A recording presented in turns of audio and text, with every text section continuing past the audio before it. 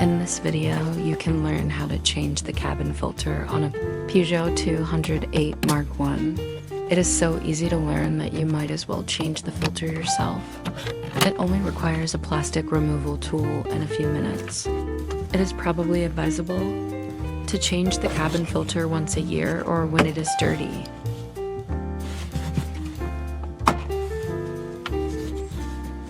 Take the old filter out and put the new filter into the filter compartment.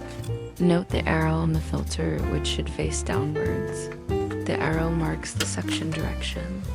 Put the filter shield back in place and the job is done.